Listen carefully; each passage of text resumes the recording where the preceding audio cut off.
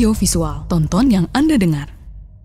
Assalamualaikum warahmatullahi wabarakatuh dan selamat malam sahabat budaya. Kita kembali bersama di program Obrolan Budaya persembahan dari Lembaga Penyiaran Publik Radio Republik Indonesia Palu. Saya Joko Nurcaya Sujari, presenter Anda selama 1 jam ke depan akan menemani Anda untuk program Obrolan Budaya, dan malam hari ini kita akan membahas topik terkait dengan tradisi Molabe bagi masyarakat Kaili. Sahabat budaya, Molabe ini adalah bentuk pemanjatan doa dan syukur bagi masyarakat suku Kaili. Dan tentunya Molabe ini selain dilaksanakan secara kekeluargaan, juga dilaksanakan secara berjamaah di masjid. Dan masyarakat suku Kaili dalam melaksanakan Molabe ini tentu ada makanan dan minuman yang disajikan, dan ada sebuah talang besar yang bagi masyarakat Kaili disebut dengan baki. Dan kita akan bahas tentang itu. Dan malam hari ini sudah bersama narasumber kita ada Ustadz Abjan Jauhari.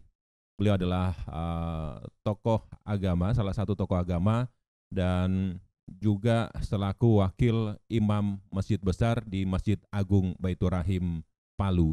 Assalamualaikum Ustadz. Waalaikumsalam warahmatullahi wabarakatuh.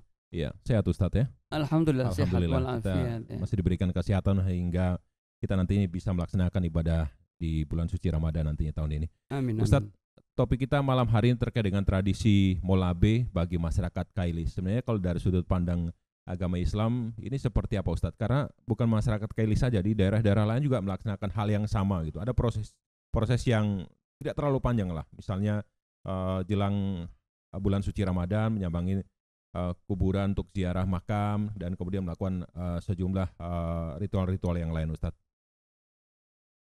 Assalamualaikum warahmatullahi wabarakatuh. Alhamdulillahirabbil alamin wassalatu wassalam ala Rasulillah wa ala alihi wa sahbihi ajma'in, amma ba'd. Terima kasih pendengar di mana saja kita berada. Alhamdulillah pada kesempatan yang sangat baik ini barangkali kita perlu membagi informasi tentunya informasi yang berkaitan dengan ajaran agama dan informasi yang juga berkaitan dengan kebiasaan atau kita kenal dengan namanya tradisi. Dan saya lihat kalau tradisi yang selama ini sudah terjadi dan sudah turun-temurun, alhamdulillah itu tidak bertentangan dengan syariat ajaran agama kita. Nah, oleh karena itu saya lihat kalau khususnya di tanah Kaili, tradisi Molabe ini memang itu tradisi yang sangat melekat di tengah-tengah masyarakat, baik itu orang per orang atau di dalam kelompok rumah tangga kecil sampai kepada masuk kepada majelis ta'lim, sampai kepada tokoh-tokoh masyarakat yang lebih besar, itu sudah dibudayakan atau ditradisikan. Oleh karena itu kalau dalam syariat ajaran agama itu memang saya lihat tidak bertentangan dengan ajaran agama. Nah, kenapa? Karena di sana kita melakukan Molabe itu memang tidak ada sesuatu yang keluar dari syariat, Ya, saya kira seperti itu. Ini kan boleh dikatakan adalah bagian dari kearifan lokal sendiri Ustadz ya. Kearifan lokal, benar. Iya, kearifan lokal, dan kemudian ini kalau dalam Islam adalah salah satu juga bagian dari syiar, mungkin seperti itu Ustadz. Apakah tidak ada hal-hal yang lain misalnya dari pandangan Islam sebelum Islam masuk ke Indonesia pun juga mungkin sudah dilaksanakan oleh sejumlah suku yang ada di Indonesia terkait ini Ustadz ya? Iya, benar. Kalau kita kenal dulu dengan adanya penyebaran agama Islam yang datang di Indonesia Ya salah satunya itu mereka menyelipkan kebiasaan-kebiasaan kearifan lokal. Jadi mereka tidak semata-mata istiqamah dengan ajaran agama, tetapi mereka masuk untuk menyebar agama itu mula-mula melihat kebiasaan-kebiasaan yang terjadi dan sudah berlangsung di mana daerah atau negeri yang mereka datangi. Ya seperti juga kita kenal di suku Kaili sendiri, ya datangnya guru tua Habib Idrus bin Salim Al-Jufri datang ke Sulawesi Tengah, tidak serta-merta beliau melarang untuk kegiatan-kegiatan yang sudah berlanjut lama di Lembah Palu di Tanah Kaili. Tapi beliau mengikuti itu. Kemudian lama-kelamaan barulah beliau menyampaikan kedudukan dari segi hukumnya, kemudian apa manfaatnya, kemudian apa mudarat kalau kita melaksanakan itu. Ya, tentunya ini disesuaikan dengan kebiasaan-kebiasaan. Kalau tidak bertentangan, bahkan guru tua sendiri mempersilahkan untuk dipertahankan, karena itu sesuai dengan kearifan lokal yang ada di suatu negeri atau satu daerah. Seperti itu ya. Ustadz, ini masyarakat Kaili ini kan unik, Ustadz, dari proses dari lahir, kemudian dalam proses beranjak ke usia remaja, dewasa hingga kematian, ini kan terus melaksanakan prosesi atau mungkin doa-doa keselamatan atau mungkin ada ritual-ritual khusus terkait itu. Jadi ada satu keunikan tersendiri, Ustadz. Ini kan tadi di awal sudah saya sampaikan bahwa Molabe tidak hanya dilaksanakan secara di lingkungan keluarga sendiri, tapi dilaksanakan juga di masjid, Ustadz. Seperti apa itu, Ustadz? Ya. Jadi kita lihat dulu Molabe. Molabe ini memang tradisi Kaili yang sudah turun-temurun, dan apa itu dilaksanakan sebagai perorangan maupun berkelompok. Kalau di masjid itu dilaksanakan Molabe bahkan secara berjamaah, Nah, seperti yang kita lihat itu di Maulid yang kita kenal. Kalau Maulid itu selain dari kita berbicara tentang sejarah kelahiran baginda Rasul Shallallahu Alaihi Wasallam, juga kita melaksanakan Molabe di masjid. Kenapa? Karena masyarakat ingin, karena kita sudah kumpul-kumpul semua di masjid, sehingga masyarakat ingin membawa apa yang mereka punyai di rumah, walaupun sedikit, tapi mereka mau mengambil bagian. Selain dari mereka bersyukur bisa melaksanakan peringatan Maulid, juga dengan rasa tasyakur itu, ucapan terima kasih itu, mereka Molabe di masjid secara berjamaah. Ya, dan itu dibenarkan, tidak bertentangan dengan ajaran agama. Iya, itu yang menarik di situ, Ustadz. Harus ada pernak-pernik ya, misalnya ada kue dan sebagainya. Apa sih makna dari itu, Ustadz? Saya yakin juga seperti yang Anda sampaikan tadi ada manfaat dan juga mudarat terkait itu ya. Tapi saya melihat ini lebih banyak manfaatnya ke kawan-kawan Ustadz, karena kan ketika Molabe teman-teman Ustadz yang diundang semua untuk melakukan itu, Ustadz, ya, seperti itu ya. Iya benar. Jadi sebetulnya kalau untuk membawa segala sesuatu untuk menjadi perlengkapan di masjid itu memang kalau dalam agama kan ingin berbagi sebetulnya. Daripada kita nanti di rumah hanya memberikan kepada orang-orang tertentu, kenapa tidak kita bawa saja di masjid? Karena di masjid itu sudah berkumpul jemaah atau orang yang begitu banyak dalam rangka satu momen, satu acara tersendiri untuk Molabe. Jadi makanan yang dibawa itu pun bervariasi. Ada pisang, ya kan? Ada pisang, ada kalau bahasa Kaili itu naria paepulu, ada paepulunya. Ada cucur yang kemudian bahasa Cina adalah cicuru gitu ya. Ada cicuru, apalagi ada berbagai macam kue-kue ya, mulai dari kue dadara, dari orang sini bilang biapong, dan berbagai macam pokoknya kue-kue lokal ya. Kue-kue lokal ya. Kue-kue lokal yang memang sudah disiapkan untuk hajatnya adalah untuk mau dinikmati sama-sama dengan kita di masjid. Ini sebetulnya ingin kita mau berbagi, ya kan? Apalagi kita berbagi ini di tengah-tengah orang banyak. Kapan lagi kita mau berbagi dengan sesama kalau bukan momen dan saat seperti itu. Ustadz kemudian ada cucuru, kemudian ada onde-onde, kemudian toputo dan sebagainya kue-kue lokal. Iya, iya. Ada makna yang tersimpan nggak dari kue-kue tersebut, Kang Ustadz? Ketika mungkin salah satu kue itu tidak dihadirkan, misalnya seingat saya itu ada cucur itu harus wajib hukumnya, bukan sunnah Kalopa. tapi wajib ya. Ada Kalopa kalopa, gitu. iya, iya. Kalau itu tidak ada pengaruhnya nggak itu Ustadz kira-kira? Sebetulnya tidak ada takhasus di situ. Tidak ada sesuatu yang sangat spesifik di situ. Cuma karena cicuru itu rasanya tidak bahasanya. Nggak afdol kalau tidak ada itu. Tidak gitu istilahnya. afdol. Kalau tidak afdol kalau tidak ada cicuru. Karena cicuru juga ini dapat menghiasi suasana ketika kita balabe. Kita pasti tanya, mau cicuru, gimana cicuru? Dan kalau kue lain tidak ada, itu kita bisa maklumi. Tapi kalau cicuru sama kalopa tidak ada, itu kita tanya kenapa? Karena memang cicuru itu salah satu kue apa ya? Kue Harus ada gitu ya. kue kearifan Iya, lokal iya, juga iya. itu yang selama ini kita sudah kenal. Baik itu di acara tasyakur seperti itu di masjid, bahkan di rumah-rumah atau kelompok-kelompok kecil melaksanakan itu, bahkan orang pindah rumah sekalipun cicur itu harus ada. Ya, hampir melambangkan bahwa cicur itulah yang menjadi perekat kebersamaan, persatuan dan kesatuan kita di negeri Kaili.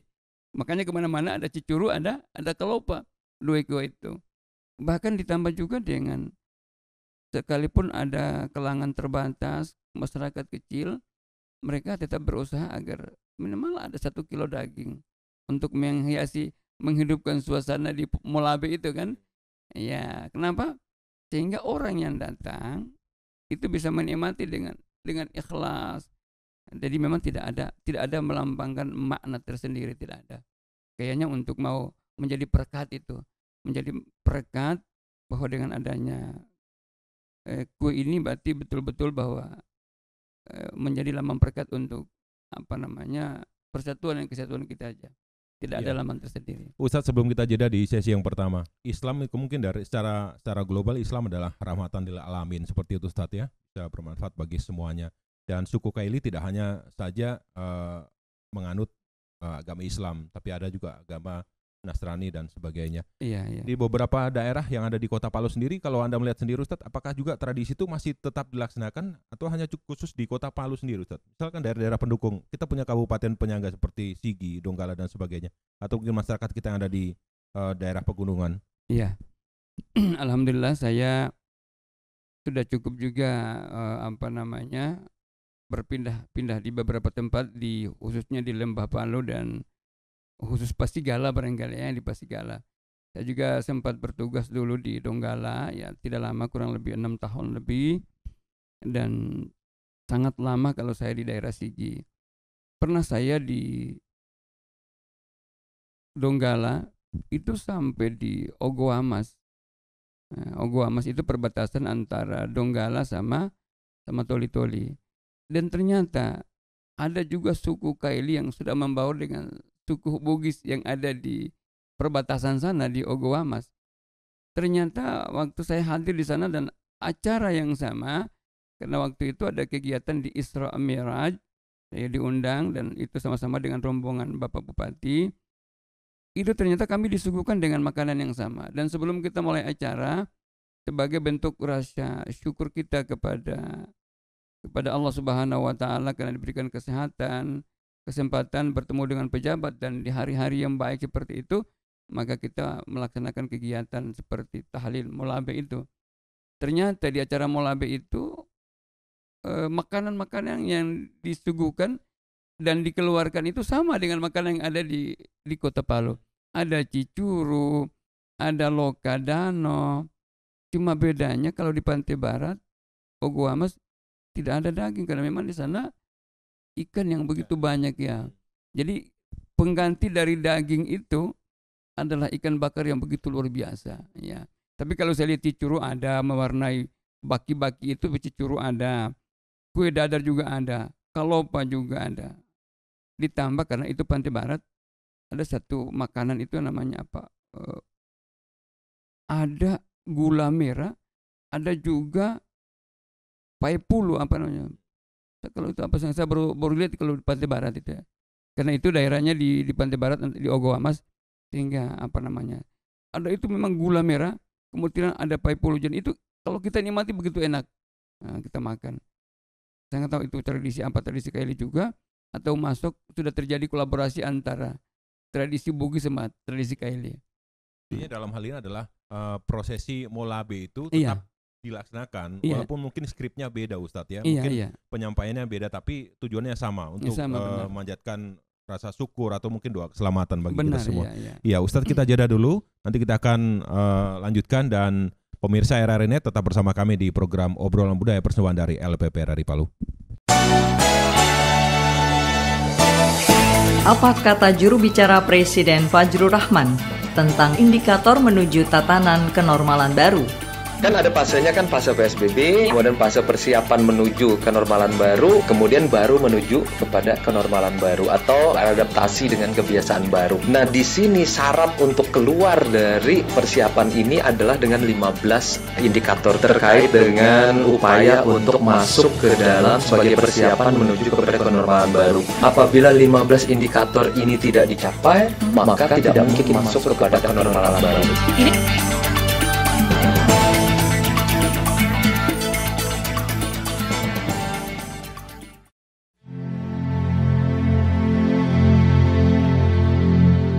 Penyebaran COVID-19 sejak awal tahun 2020 yang melanda dunia termasuk Indonesia adalah sebuah kenyataan yang harus dihadapi bersama dan sungguh-sungguh. Para medis, dokter, perawat, serta relawan kesehatan telah menjadi garda terdepan penanganan COVID-19. Saatnya sekarang bersatu padu memutus penyebaran COVID-19 dengan tatanan kehidupan baru. Patuhi protokol kesehatan serta menjaga jarak untuk Indonesia maju merdeka COVID-19.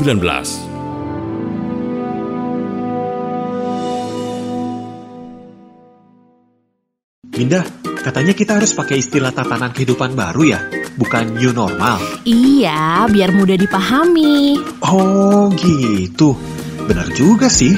Pokoknya sebarin ke semua. Kita harus pakai istilah tatanan kehidupan baru. Siap! Sebaiknya siapin diri kamu untuk beradaptasi dan jalanin tatanan kehidupan baru ini. Jaga kebersihan, selalu pakai masker, jaga jarak, dan tidak kontak fisik meski itu cuman bersalaman. Nah, selamat datang di tatanan kehidupan baru.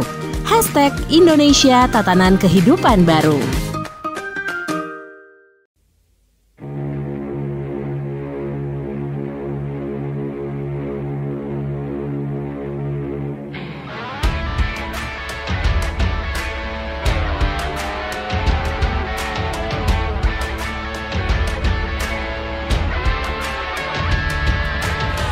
Waspada corona, cuci tanganlah setiap hari.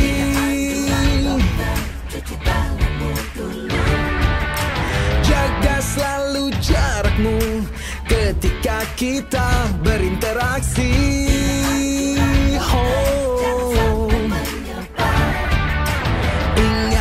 Ingatlah jaga kesehatan, jaga kebersihan. Sementara jangan berjabat tangan demi kebaikan, keamanan kita bersama. Marilah bersatu padu, stop penyebaran virus corona. Tetap tenang, tidak panik, tingkatkan kewaspadaan. Marilah kita berjuang, cegah penyebaran virus corona. Pasti bisa melewati, hadapi ini semua.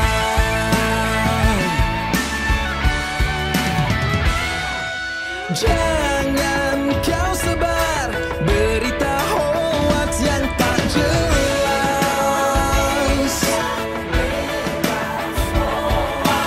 Ikuti saja semua anjuran pemerintah. Bekerja, belajar, dan beribadah di rumah.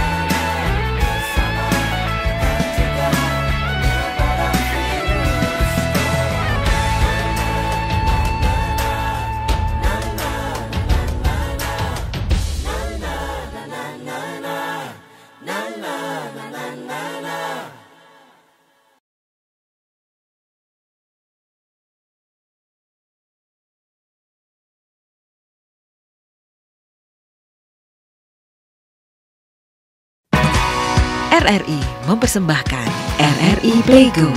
RRI Playgo adalah aplikasi resmi Radio Republik Indonesia. Dengan satu sentuhan, Anda bisa mengakses Pro 3 Suara Identitas Keindonesiaan, Voice of Indonesia, Channel 5, RRI Radio untuk mengakses jaringan RRI Radio Pro 1, Pro 2, Pro 4. RRI Net, tonton apa yang Anda dengar. RRI Online, RRI 30 Detik, Beyond, RRI Max, Editorial. Semua layanan ini bisa Anda dapatkan hanya dengan satu aplikasi, RRI Playgo. Pendengar dan juga pemirsa RRI Net, kita kembali lanjutkan untuk program obrolan budaya persembahan dari Lembaga Penyiaran Publik Radio Republik Indonesia Palu. Ada satu tradisi yang syahdu dan amat melekat bagi masyarakat suku Kaili sendiri. Terlebih menjelang dilaksanakan bulan suci Ramadan dan juga jelang Hari Raya Idul Fitri, termasuk juga Hari Raya Idul Adha.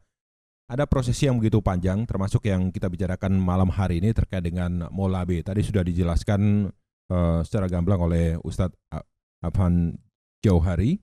Dan sebelum proses Molabe dilakukan, biasanya suku Kaili atau masyarakat di Kota Palu dan sekitarnya akan melakukan ziarah kubur, gitu ya.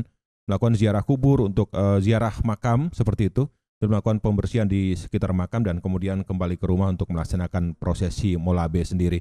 Pak Ustadz, ada mungkin doa-doa yang dibacakan seperti apa sih Pak Ustadz? Apakah juga nanti diselipkan dengan saya lupa lah, tapi ada kalimat-kalimat bahasa Kaili misalnya yang diselipkan juga dalam setiap juga doa gitu, seperti itu Ustadz. Iya, terima kasih para pendengar dan pemirsa di mana saja kita berada. Alhamdulillah, ini tradisi yang masih turun-temurun dan tetap kita pertahankan. Kaitannya dengan sebelum kita Molabe, ya tentunya masyarakat ini kan berbagai macam kesibukan, sehingga mereka kadang-kadang tidak bisa ziarah kubur sendiri. Nah, apalagi jelang bulan suci Ramadan, ya mereka ya kadang-kadang mengundang kita para pegawai syara atau para imam-imam masjid. Bahkan tidak jarang juga mereka undang para ustaz sebagai tokoh agama untuk memandu ziarah kubur. Dan ini kalau ziarah kubur memang awal-awalnya di apa yang saya singgung sedikit, sehingga untuk mencerahkan pemikiran kita tentang bagaimana itu hukumnya ziarah kubur.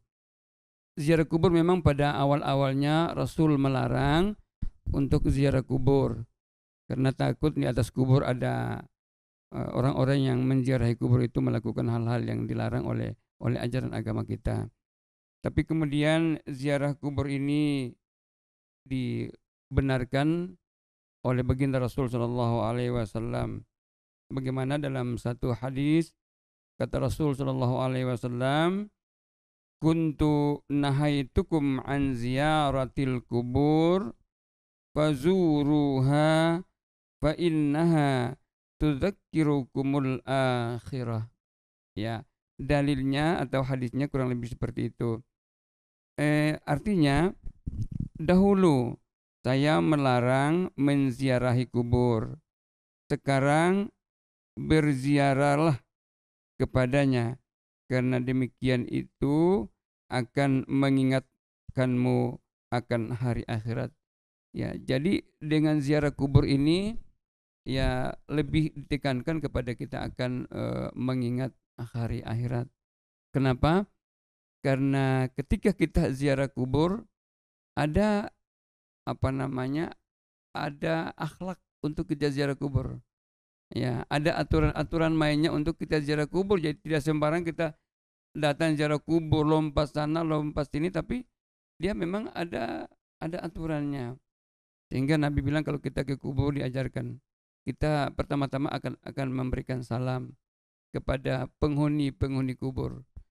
Seperti yang diajarkan oleh baginda Nabi, Assalamualaikum, boleh kita ucapkan ya ahlil kubur, ya, atau ya ahlid diyar. Assalamualaikum ahlid diyar minal muslimina wal muslimat, inna insyaallah ta'ala nahikum wa nas'alukal afiyah. Ya, minimal seperti itu yang kita bacakan kepada penghuni kubur ketika kita menziarahi kubur. Nah, kenapa seperti itu? Dengan menziarahi kubur, insya Allah memberikan isyarat bahwa satu waktu nanti kita juga akan mengikuti mereka, dan kita akan menjadi juga penghuni kubur. Nah, seperti itu. Nah, oleh karena itu dalam rangka kita menziarahi kubur, dianjurkan bisa membaca doa di atas kubur. Bahkan dibenarkan, dan memang ini ada sedikit perselisihan paham di antara para mazhab. Tapi kita kan tidak membicarakan perselisihan paham, bolehkah kita ziarah dan bolehkah kita berdoa di atas kubur. Ya, ada mazhab yang membenarkan, ada yang mengatakan itu makruh, dan ada yang membenarkan. Dan kalau tradisi Kaili, ya itu tidak dipersoalkan untuk ziarah kubur. Bahkan ya saya lihat kalau dengan adanya ziarah kubur ini ada juga manfaatnya untuk orang yang menziarahi. Selain dari nasihat untuk kematian, juga ada faedah untuk imam dan pegawai syara yang ziarah kubur. Ya, karena di sana alhamdulillah minimal ada uang bensin yang uang bensin. Ada cuan masuk ya. Ada ampau lah. Kalau nanti Pak Ustadz pulang ini kita berpura-pura juga pasti ada pegang tangan ya. Ya. Jadi bukan dilihat amplopnya tapi isi amplopnya dilihat. Iya, Pak Ustadz walaupun memang dalam setiap tradisi itu walaupun turun-temurun tetap juga terjadi pembaruan ya. Kalau saya melihat mungkin terkait dengan tradisi berziarah itu adalah bagaimana merawat roh keharmonisan, bagaimana membangun persaudaraan dari kita yang masih hidup dan juga yang sudah wafat. Seperti itu tadi Ustadz ya. Tapi pernah enggak ada, maksudnya disandingkan antara ada syair-syair dari bahasa Kaili ketika juga Komi juga membacakan doa, ada juga bagian dari proses itu membacakan syair-syair dari bahasa Kaili sendiri Ustadz dalam molabe itu. Gitu ya.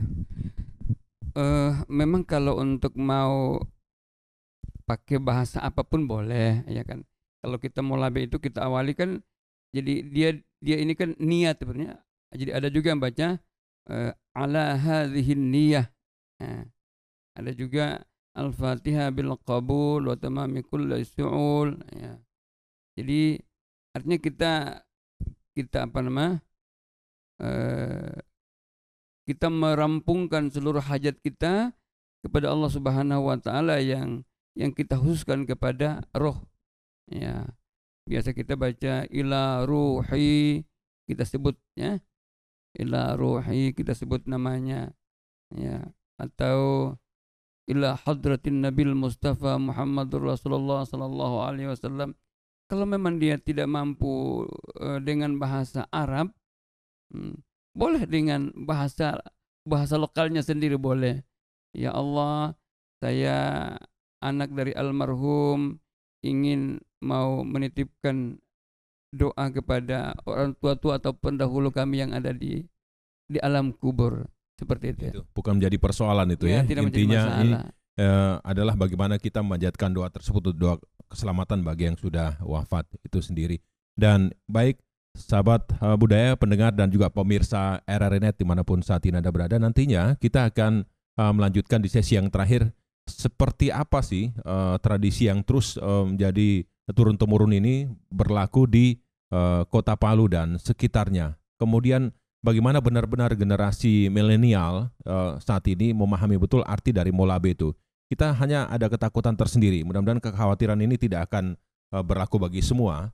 Tapi ada kekhawatiran itu ketika tradisi yang sudah turun-temurun ini tidak lagi dikenal oleh generasi milenial saat ini, kita takutkan tradisi itu akan punah. Kita mungkin bisa melihat atau merewind kembali ke belakang beberapa daerah di Indonesia, khususnya di wilayah Indonesia Timur, beberapa bahasa itu terancam punah karena tidak lagi digunakan. Bahasa daerah itu terancam punah karena tidak lagi digunakan. Termasuk juga beberapa tradisi-tradisi yang tidak lagi dilaksanakan di beberapa provinsi bahkan daerah di Indonesia. Tetap bersama di program Obrolan Budaya Persembahan dari Lembaga Penyiaran Publik Radio Republik Indonesia Palu. Kami akan kembali lagi setelah yang satu ini. Bro, tehmu nih. Oh ya, makasih. Tahu nggak? Gue tadi habis baca berita. Katanya PSBB udah mau selesai. Bebas pokoknya gue abis ini mau jalan-jalan. Siapa bilang habis PSBB bisa bebas? Habis PSBB kan ada yang namanya new normal. New normal? Iya. Emang gue nggak normal? Bukan gitu. New normal atau tatanan kehidupan baru. Nah, kita sudah mulai dilonggarkan untuk beraktivitas di luar rumah, tapi tetap menjalankan protokol kesehatan seperti cuci tangan, pakai masker, jaga jarak, dan juga untuk menghindari keramaian. Berarti tetap nggak bebas dong? Padahal gue kan habis ini mau nongkrong di kafe. Ah, jangan macam-macam deh. Pokoknya penting kalau mau keluar rumah itu untuk hal-hal yang penting aja. Misalnya bekerja, atau untuk berobat, atau hal-hal yang nggak bisa diwakilin untuk keluar rumah, atau nggak bisa dikerjain jarak jauh.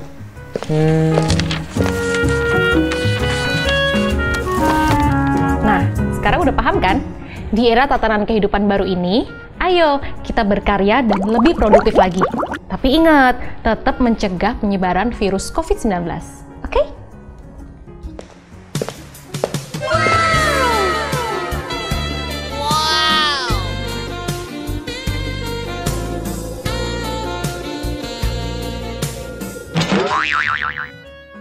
Siapa tuh? Anak baru, lu nggak tahu? Wah, kayaknya cocok nih jadi tatanan kehidupan baru gue.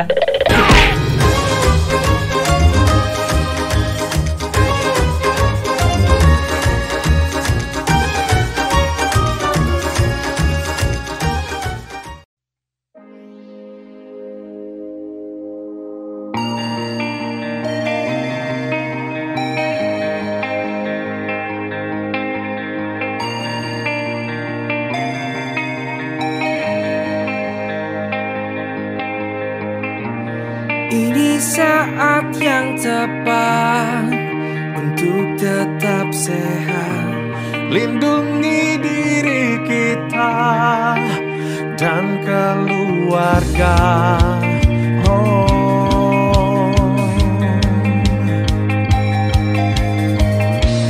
Kita bisa melawan virus yang menyerang, menghadapi semua rintangan menghadap. Ingat selalu pesan RRI, jangan lupa terus jaga diri kita. pakai maskermu, gunakan selalu, Cuci tanganmu setiap waktu. jaga jarakmu, Kuatkan imunmu bersama RRI. kita tangguh. Jangan lupa ya, selalu pakai masker, jaga jarak, cuci tangan pakai sabun, hindari kerumunan dan siap divaksin. Kita tangguh.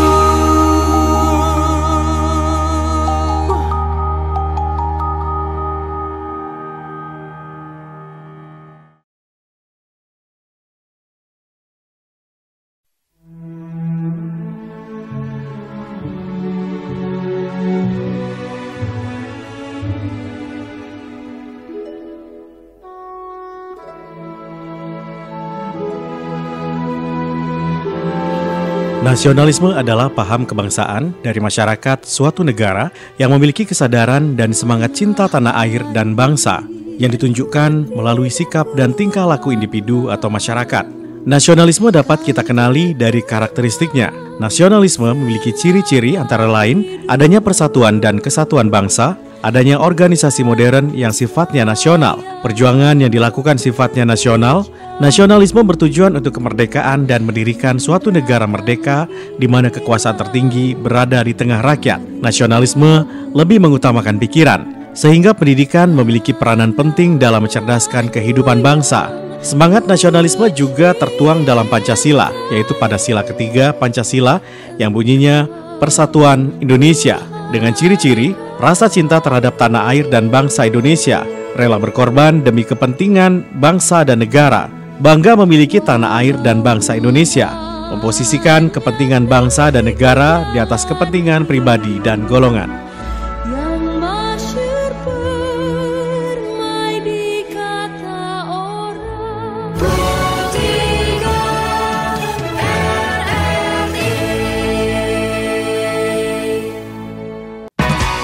RRI mempersembahkan RRI Playgo. RRI Playgo adalah aplikasi resmi Radio Republik Indonesia. Dengan satu sentuhan, Anda bisa mengakses Pro 3 Suara Identitas Keindonesiaan, Voice of Indonesia, Channel 5, RRI Radio untuk mengakses jaringan RRI Radio Pro 1, Pro 2, Pro 4.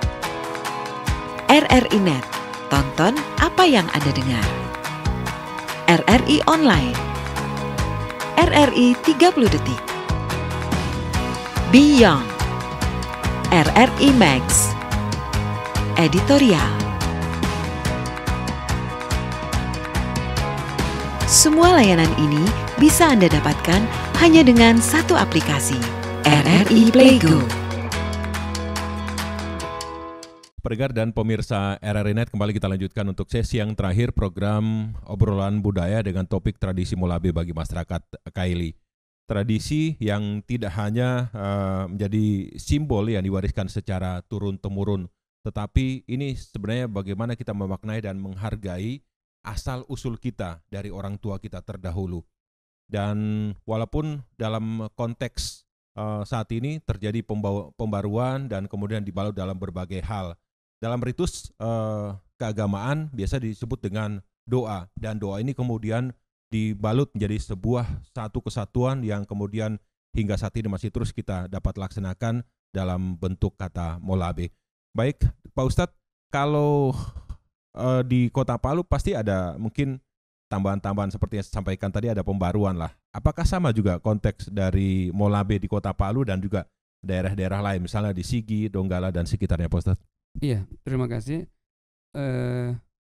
pendengar dan pemirsa di mana saja kita berada.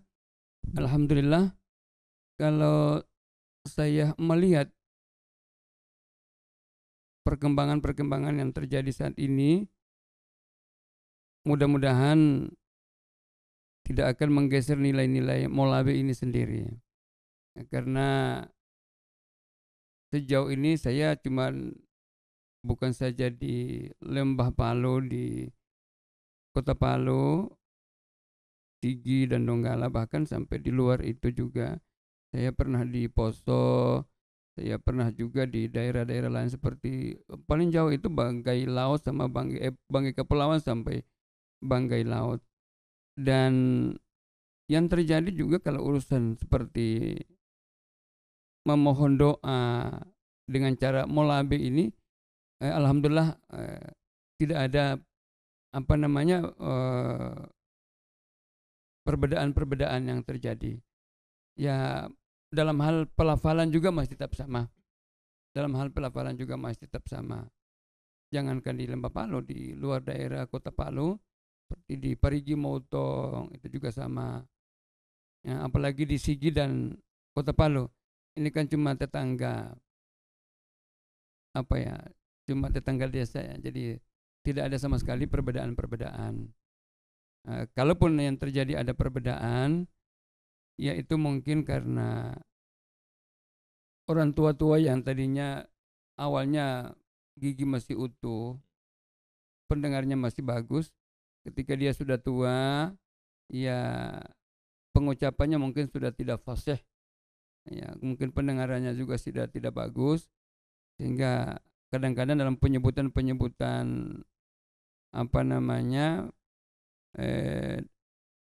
lafal-lafal Molabe itu kadang-kadang tidak jelas lagi. Itu karena faktor usia. Tapi kalau untuk menambah dan mengurangi, alhamdulillah itu selama ini saya lihat tetap masih tetap pada koridor pembacaan mulabi atau tahlil yang sama. Tidak ada perbedaan antara yang di Kota Palu, kemudian Sigi dan Donggala. Dan sekitarnya. Ya, Pak Ustadz, ini kan boleh dikatakan generasi kita saat ini telah dicekoi dengan sejumlah kemajuan teknologi, termasuk internet, kemudian hadirnya ponsel dan sebagainya. Seberapa besar kalau Anda melihat generasi kita saat ini masih terus akan melanjutkan nanti perjuangan dari nenek moyang kita terdahulu? Misalnya ada beberapa tradisi termasuk molabi ini sendiri, Pak Ustadz. Iya. Saya memang sedikit punya kekhawatiran saya karena memang kita saat ini sudah terlalu didominasi dengan adanya IT ya, informasi teknologi, apalagi jangankan di satu rumah, setiap anak kita saat ini sudah dibekali dengan adanya IT, informasi teknologi yang namanya digital itu ya, HP. Ini saya lihat lebih banyak anak-anak kita sekarang lebih kepada game dan lain sebagainya, mengikuti informasi-informasi yang memang orang tua dulu kita tidak seperti itu. Saya berharap insya Allah tidak akan terjadi pergeseran nilai dengan anak-anak kita, karena saat ini melabi itu karena sudah dihidupkan di tengah-tengah masyarakat kita, sehingga kalau saya melihat tinggal orang tua lah yang bagaimana mampu membaca suasana di dalam keluarga agar setiap acara-acara seperti molabe anak-anak boleh dihadirkan, duduk sama-sama dengan orang tua kita, baik perorangan kita laksanakan di rumah masing-masing maupun dalam kegiatan yang molabe di kelompok besar. Seperti juga yang saya lihat itu seperti haul Habib Idrus bin Salim Al-Jufri, haul Habib Muhammad bin Salim Al-Jufri, haul Habib Abdillah bin Muhammad Al-Jufri. Juga kemarin kita laksanakan juga pembacaan molabi atau tahlil pada guru kita Al-Mukarram Habib Habib Segaf bin Muhammad Idrus bin Salim Al-Jufri di kediamannya. Itu saya lihat abnaul khairat, anak-anak al-khairat kita, anak-anak kita baik madrasah sanawiyah, madrasah aliyah, bahkan alumni itu diundang untuk hadir pada acara pembacaan doa tahlil. Ini dimaksudkan agar insya Allah generasi-generasi milenial kita ya tetap mereka tidak terkontaminasi dengan adanya informasi teknologi. Dan ini kita harus hidupkan di tengah-tengah masyarakat kita. Kalau tidak, lama-kelamaan ya kearifan lokal seperti ini bisa hilang. Ya seperti itu. Intinya warisan budaya itu akan terus dilestarikan dan mereka dapat terus mewarisi terkait dengan tradisi itu, Pak Ustadz ya. Pak Ustadz, yang terakhir ini kan insya Allah kalaupun tidak ada aral melintang, tanggal 3 April kita sudah melaksanakan 3 April ya. Kalau memang nanti penentuan dari pemerintah, kita akan melaksanakan sidang ibadah isbat ya. Iya, sidang isbat, nanti kita akan melaksanakan puasa nantinya di tahun ini.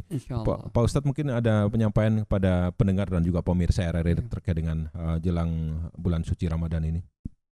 Terima kasih para pemirsa dan pendengar di mana saja kita berada. Alhamdulillah, kurang lebih beberapa saat lagi kita kaum muslimin dan muslimat insya Allah akan memasuki bulan suci Ramadan, bulan yang selama ini kita rindukan dan kita nantikan. Oleh karena itu sekarang saya lihat sudah di mana-mana sudah ada namanya spanduk ya, baik itu spanduk maupun di WhatsApp, Instagram, Twitter dan lain sebagainya sudah di mana-mana sudah ada ucapan dan ungkapan, yaitu marhaban ya Ramadan. Saya selaku pribadi berharap agar insya Allah jangan cuman semacam sekedar ucapan marhaban ya Ramadan, tapi mari benar-benar kita menyambut dan menghormati datangnya bulan suci Ramadan dengan mempersiapkan beberapa hal. Yang pertama, mari kita siapkan jasad kita agar kita bertemu dengan Ramadan, kita mampu melakoni perintah Ramadan sampai selesai. Dari fisik kita siapkan. Karena Ramadan itu termasuk juga ibadah fisik. Ya, itu yang pertama. Yang kedua, mari kita persiapkan jiwa kita. Jiwa kita tentunya kita bekali dengan memahami ilmu-ilmu Ramadan. Minimal hukum-hukum haram, makruh di dalam bulan suci Ramadan. Ketiga, insya Allah kita mempersiapkan hati kita. Kita berharap agar kalau jasad kita mampu bertahan 1 bulan Ramadan dengan berbagai amalia dan ibadah, jiwa kita karena kita sudah menambah ilmu pengetahuan tentang Ramadan, ya kita berharap hati kita bisa diterima di bulan suci Ramadan, agar insya Allah Allah Subhanahu wa Ta'ala menerima seluruh amal ibadah kita, dan pada gilirannya kita akan menjadi orang-orang yang disebutkan di dalam Al-Quran, la'allakum tattaqun, seperti yang disampaikan oleh Allah di dalam Al-Quran. Ya ayyuhalladzina amanu kutiba alaikumus shiyam kama kutiba alal ladzina min qablikum la'allakum tattaqun. Semoga kita akan menjadi hamba Allah yang mendapatkan gelar ijazah la'allakum tattaqun. Ya, barangkali itulah yang dapat saya sampaikan pada kesempatan kali ini. Baik, terima kasih Pak Ustadz Adjan Jauhar dan pendengar serta pemirsa RRI.net. Demikian obrolan budaya kita untuk malam hari ini, persembahan dari Lembaga Penyiaran Publik Radio Republik Indonesia Palu, dengan topik kita adalah tradisi mulabi bagi masyarakat Kaili. Saya Joko Nurjaya Sujari bersama kru mengucapkan terima kasih atas segala perhatian Anda. Assalamualaikum warahmatullahi wabarakatuh dan tabe. Indonesia,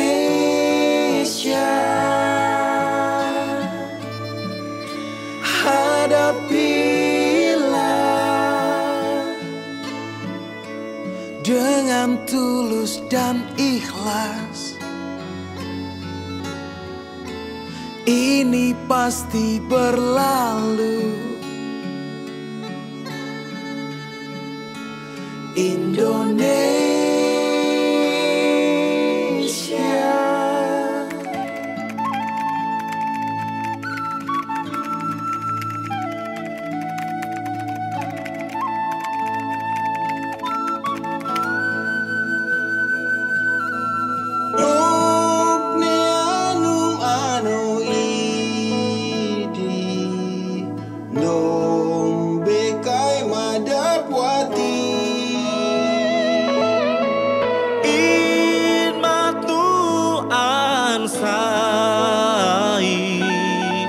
Ono nimna tu mau